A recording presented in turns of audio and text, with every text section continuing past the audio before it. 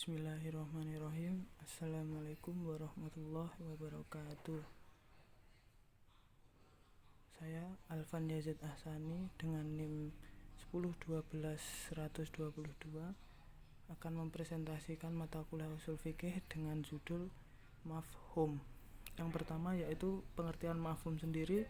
Mafhum secara bahasa yaitu suatu yang dipahami, sedangkan menurut istilah yaitu pengertian tersirat dari suatu lafal. Mafhum muwafaqah atau pengertian kebalikan dari pengertian lafal yang diucapkan. Mafhum mukhalafah.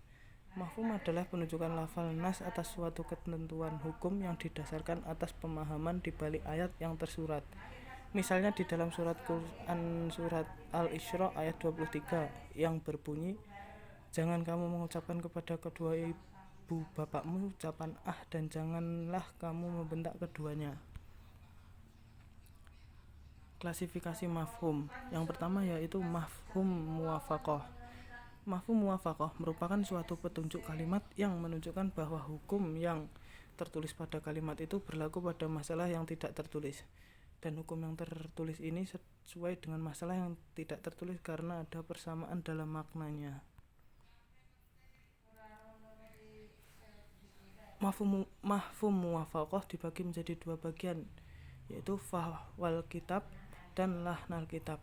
Fahwal kitab merupakan apabila yang dipahamkan lebih utama hukumnya daripada yang diucapkan. Sedangkan lahnal kitab apabila yang tidak diucapkan sama hukumnya dengan yang diucapkan. Seperti firman Allah Shallallahu alaihi wasallam yang berbunyi, "Sesungguhnya orang-orang yang memakan harta anak yatim secara aniaya sebenarnya memakan api ke dalam perut mereka."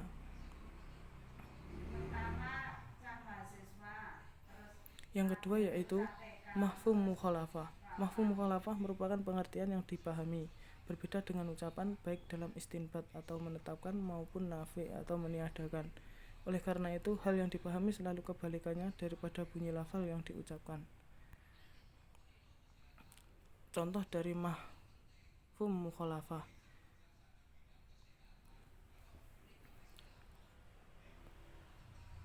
Contohnya yaitu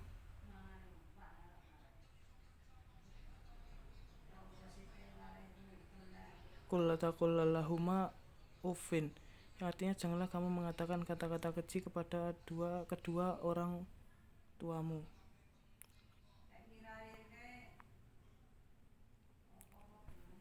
Macam-macam mafhum mukhalafah. Yang pertama yaitu mafhum al-wasfi, pemahaman dengan sifat. Petunjuk yang dibatasi oleh sifat menghubungkan hukum sesuatu kepada salah satu sifatnya.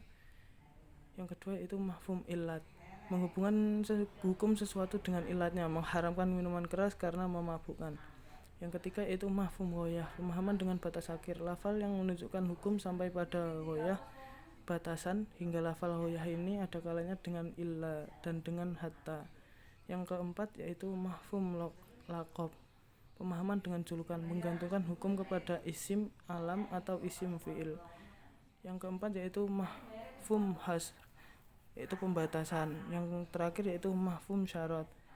Mafhum syarat, petunjuk lafaz yang memberi wadah adanya hukum yang dihukumkan dengan syarat supaya dapat berlaku hukum yang sebaliknya.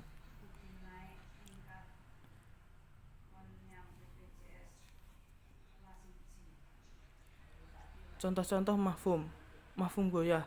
Mafhum goyah, bila kamu hendak mengerjakan sholat, maka basuhlah mukamu dan tanganmu sampai kepada siku.